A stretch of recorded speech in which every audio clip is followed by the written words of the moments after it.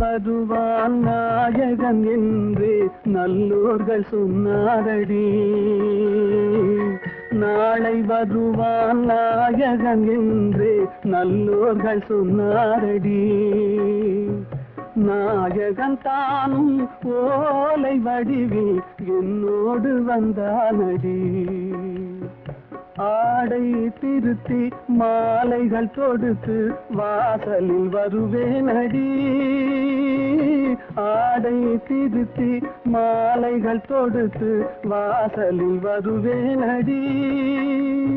மன்னவன் என்னை மார்பில் தழுவி வாழ்கென சொல்வானடி.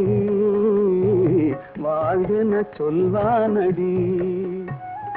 செந்தூர் முருகன் கோவிலிலே ஒரு செய்தியை நான் கேட்டேன்.